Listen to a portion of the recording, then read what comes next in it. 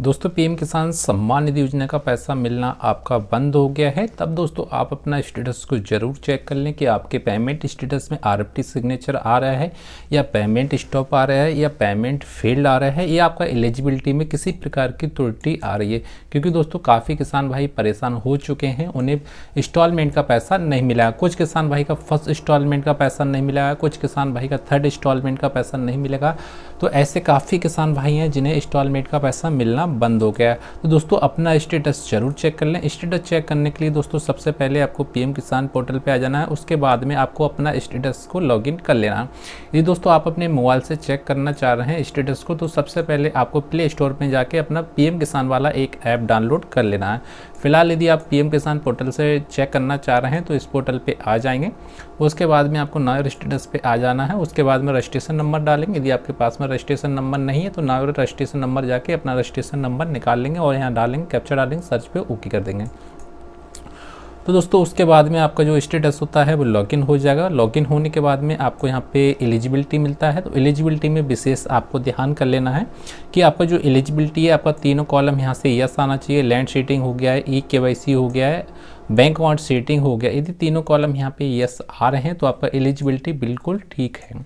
उसके बाद में सेकंड आता है कि आपका जो लेटेस्ट इंस्टॉलमेंट में है कितनी आपको इंस्टॉलमेंट मिल गई है। यदि आपको इंस्टॉलमेंट 1 मिली है, 2 मिली है या आपको 18 इंस्टॉलमेंट मिली है, वो आपकी यहाँ पे लिस्ट शो कर जाती है। फिलहाल यह किसान भाई नए हैं और नए किसान भाई का 2023 में इनका फॉर्म अप्रूवल हो जाता है। 2023 में इनको फॉर्म अप्रूवल हो जाता है। 2023 से इन किसान भाई को अभी तक एक भी इंस्टॉलमेंट का पैसा नहीं मिला है और इन किसान भाई को यहाँ पे 1 2 3 4 5 इंस्टॉलमेंट में इनका आरएफटी सिग्नेचर बन के आ गया है, फिर भी इन्हें इंस्टॉलमेंट का पैसा नहीं मिला है। तो दोस्तों आपके मन में ये सवाल आता है, यदि हमारा यहाँ एलिजिबिलिटी बिल्कुल ठीक है फिर भी हमारा आरएफटी सिग्नेचर आ रहा है या पेमेंट फेल्ड आ रहा है या डीबीडी नॉट एक्टिवेट आ रही है, तो हमें पैसा क्यों नहीं मिला है दोस्तों। ठीक है दोस्तों, इसकी वजह होती है कि आपका जो खाता है आधार कार्ड सेटिंग से एक्टिवेट तो है, बट आपने उस खाते से लेन देन नहीं किया है या आपका खाता है वो डीएक्टिवेट हो चुका है। तो इस बीच आपको जो पेमेंट होता है आरएफटी सिग्नेचर बन जाता है और आपके अकाउंट में नहीं पहुंचता है। और दूसरी समस्या ऐसी भी होती है दोस्तों, कुछ किसान भाई होते हैं जिन्होंने के आधार कार्ड सेटिंग पहले नो था, यहाँ पे नो आ रहा था और उसके बाद में उन किसान भाई ने अपना आधार कार्ड सेटिंग यस करा लिया है, तो उन किसान भाई का यहाँ भी आरएफटी सिग्नेचर बन जाता है और उसके बाद में यहाँ पैसा मिलने लगता है। तो दोस्तों सबसे पहले यदि आपका यहाँ पे आधार कार्ड सेटिंग यस आ रहा है तो उसके बाद में आपको पेमेंट मोड जरूर चेक कर लेना है। यदि आपका पेमेंट मोड यहाँ पे आधार आ रहा है तो आपको कुछ भी नहीं करना है, आपका आधार कार्ड सेटिंग हो चुका है, फिर भी आपके खाते में पैसा नहीं आ रहा है, तो दोस्तों आपको एक इंडिया पोस्ट पेमेंट बैंक का एक अकाउंट खुलवा लेना है। खाता इंडिया पोस्ट पेमेंट बैंक का खुलवाना है। डाक खाने वाला जो खाता होता है पोस्ट ऑफिस का, वो आपको एक ओपन करा लेना है।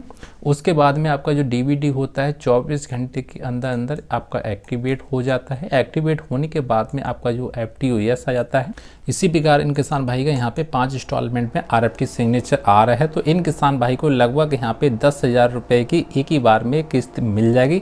यदि आपका यहाँ पे पेमेंट आरएफटी सिग्नेचर बन गया है तो आपको न्यू अकाउंट ओपन कराने की ज़रूरत है। यदि आपने न्यू अकाउंट ओपन करा दिया है तो आपको कहीं भागने की ज़रूरत नहीं है। आपको यहाँ पे 24 फरवरी को आपको सभी इंस्टॉलमेंट का पैसा मिल जाएगा। अब बात रहती है जिन किसान भाई का यहाँ पे पेमेंट फेल आ जाता है या स्टॉप पेमेंट आ जाता है, तो उन किसान भाई की 2 समस्या होती हैं। सबसे पहले उन किसान भाई का एलिजिबिलिटी में प्रॉब्लम होती है।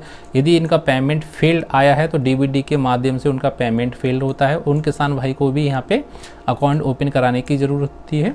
और जिन किसान भाई का यहाँ पे स्टॉप पेमेंट आता है तो स्टॉप पेमेंट 2 वजह से आता है, या वो किसान भाई के यहाँ पे इफ़ एनी आ जाता है। इफ़ एनी का मतलब होता है दोस्तों आप आपात्र किसान हो चुके हैं, आप एलिजिबिलिटी के पात्र नहीं है, तो इस बीच आपका यहाँ पे स्टॉप पेमेंट आ जाता है। तो स्टॉप पेमेंट वाला जो फॉर्म होता है वो तहसील या ब्लॉक या कृषि केंद्र से ठीक होता है। तो उसके बाद में आपका जो भी इंस्टॉलमेंट का पैसा रुका होता है सभी इंस्टॉलमेंट का पैसा मिल जाता है। दोस्तों यदि आपको हमारी जानकारी पसंद आए तो प्लीज़ चैनल को सब्सक्राइब जरूर कर लेना और बेल आइकन को प्रेस कर देना।